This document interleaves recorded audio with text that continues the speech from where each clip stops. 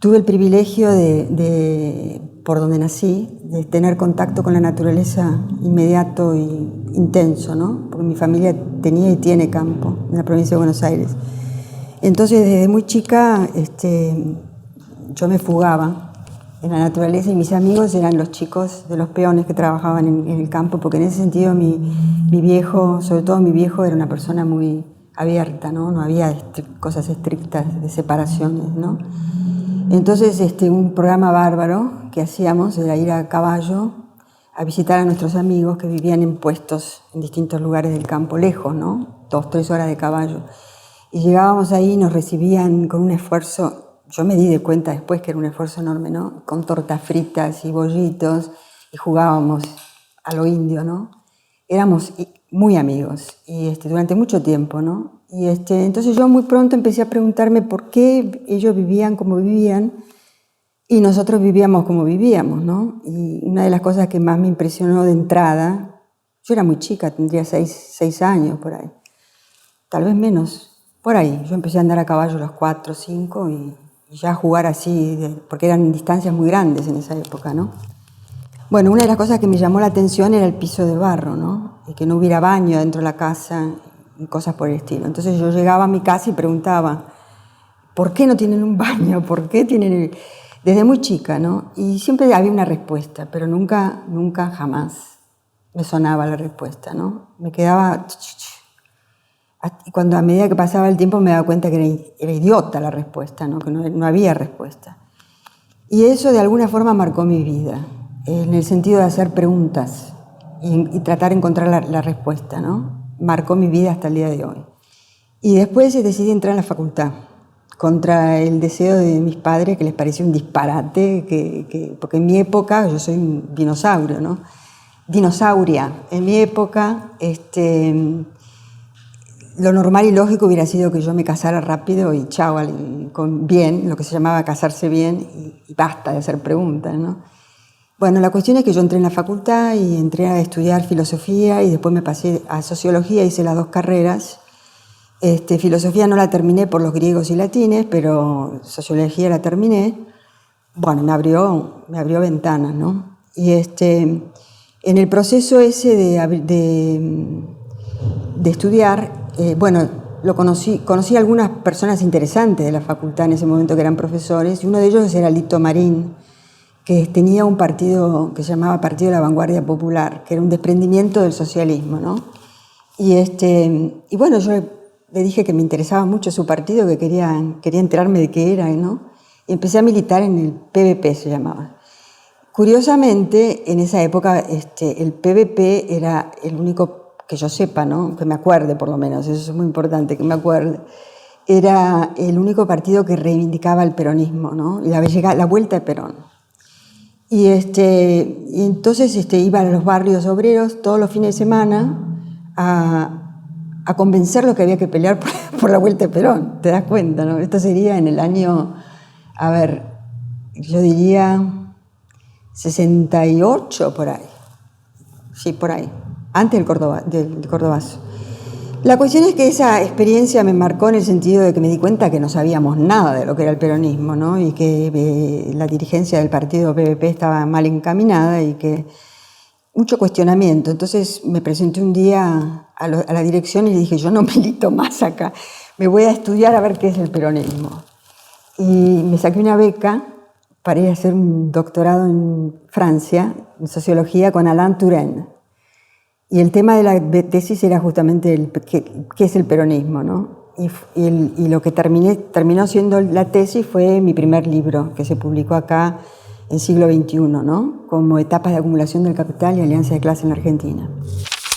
Cuando yo llego de vuelta al país con mi tesis y la publico, ya había presos políticos, era el año 72 que se publica mi libro, ¿no?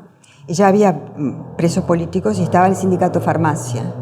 Entonces, yo fui al sindicato a pelear por los presos políticos, pero con otro nombre, ¿no? Porque en ese momento nos protegíamos. Y ahí estaban, y también lo quiero mencionar muy especialmente, a Rodolfo Ortega Peña, y estaba Duhalde también, que eran 2 jóvenes abogados de presos políticos, y yo los miraba así como si fueran viste, gente muy seria y muy importante. Y al poco tiempo de estar ahí, ellos anuncian que sacan una revista, entonces yo voy despacito, porque yo trabajaba ahí con otro nombre, ¿no?, para protegerme. Y me entero de que sacan la revista y les digo que quiero colaborar.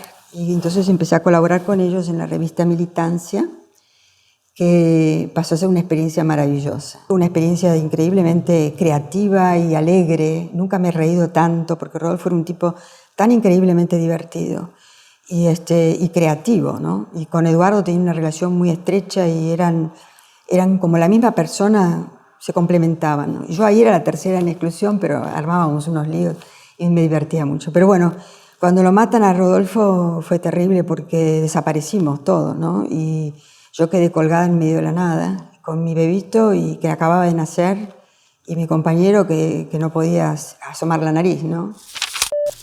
El Estado-nación es la antítesis del Estado. El Estado-nación del siglo XVII, del siglo XVI, XVII, que se va conformando con el desarrollo del concepto de nación, la idea de que las instituciones republicanas son una forma de participar de la población, de lograr coagular un interés común a toda la sociedad y de mitigar o digamos, consensuar los intereses contradictorios y antagónicos que pueda haber, ¿no? Ocurre que el capitalismo va cambiando a lo largo del tiempo, de la historia, y pasa por distintas fases, ¿no? Y yo descubrí lo que se llama el estado en la sombra, que lo puedo describir enseguida, a través del análisis del capitalismo americano, ¿no?, del desarrollo, de la evolución, de la acumulación del capital en Estados Unidos en el siglo XX, ¿no? Y en la década de los 70, fines de la década de los 60, entra en una etapa en la cual las grandes corporaciones multinacionales empiezan a expandirse hacia afuera en cadenas de valor global, ¿no?, donde el proceso de producción, en vez de concentrarse en el territorio norteamericano, pasa a tener distintas, se dividen en fases, ¿no?, en distintos lugares del mundo, y donde el control es ejercido por la tecnología, por las corporaciones que controlan la tecnología necesaria para la producción esa, ¿no? Ocurre que, curiosamente, contrariamente a la teoría de laissez-faire, la industria de guerra americana se desarrolla con una enorme protección estatal, ¿no? Y esa industria de guerra, que desde la Segunda Guerra Mundial, incluso antes, empieza a desarrollarse amparada por el Estado, con un rol prioritario de la tecnología. Y todos los enormes avances tecnológicos son militares y después percolean hacia las corporaciones que están en la economía real, ¿no? Y es así como las corporaciones americanas adquieren un enorme dominio de la tecnología, hegemonía, digamos, en el control del desarrollo tecnológico, se expanden por el mundo y al mismo tiempo que se expanden por el mundo, el proceso de producción deja de ser un proceso de producción dentro de un territorio nacional y pasa a ser planetario. A esta altura es planetario, pero en ese momento era mundial, digamos, ¿no? Y los distintos países quedan enganchados en esta acumulación del capital a través de cadenas de valor. Y paralelamente el capital financiero también se expande porque es imposible pensar, incluso por razones simplemente económicas, es imposible pensar en una expansión de acumulación a nivel global si no hay financieramente hablando, no hay expansión también global, ¿no? Entonces, lo que ocurre es que desde ese entonces hay una interpenetración cada vez mayor dentro en el mundo entre la producción y las finanzas mundiales, ¿no? Ahora, ¿qué ocurre con el Estado en las sombras? Ocurre que, como te decía antes, Eisenhower denuncia la existencia de esa interpenetración de intereses entre un sector político en el Congreso, la necesidad de aprobar leyes y los intereses de las corporaciones que producen armamento para que esas leyes se aprueben, ¿no? Y cómo eso se va independizando de la realidad. Ahora, esta situación es conocida, ¿no es cierto? El rol de las agencias de seguridad nacional y del ejército en la política norteamericana se conoce desde tiempo atrás. Pero con la explosión de la Torre Gemelas, lo que ocurre es una expansión brutal de las agencias de investigación, de inteligencia, ¿no?, en el país, que se reproducen rápidamente en los estados provinciales, municipales, nacionales, ¿no? yo no tengo ahora los números, pero lo tengo en un artículo que publiqué en una revista, y se consigue, ¿no es cierto? Es impresionante el poder que desarrollan el Estado, las instituciones vinculadas a la inteligencia y al espionaje y a la obtención de información. Pero no se limita ahí, porque no tiene límites territoriales. Como Estados Unidos es el centro del poder mundial, aún ahora que está en discusión su hegemonía, esta concepción del Estado se expande, ¿no es cierto?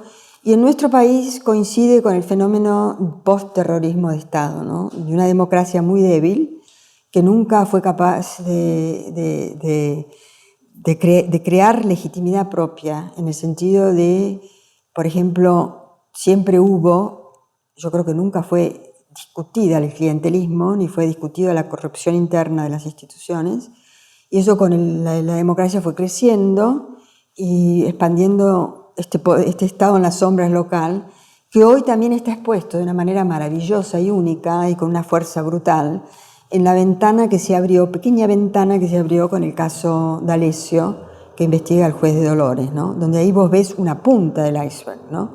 Pero esto ha penetrado en el Poder Judicial y corresponde también con una estrategia americana del lawfare, que consiste en reemplazar los golpes de Estado por los golpes judiciales, ¿no es cierto? Porque los golpes, las Fuerzas Armadas pierden credibilidad después del terrorismo de Estado acá y de las fechorías que han hecho en otros países. Y eso se sustituye con la influencia de un poder judicial débil que es cooptado, ¿no? Por los enormes intereses económicos de los países nuestros, latinoamericanos, ¿no? Y se reproduce esta estructura mafiosa, oculta, que por suerte, como digo, hoy, gracias a Macri, está expuesta a la luz del día. Y espero que nosotros seamos capaces como sociedad de no quedarnos amilanados y exigir que se ventile todo y que se transforme el Poder Judicial, que se democratice las instituciones argentinas, ¿no? El Poder Judicial y los partidos políticos y los sindicatos, ¿no?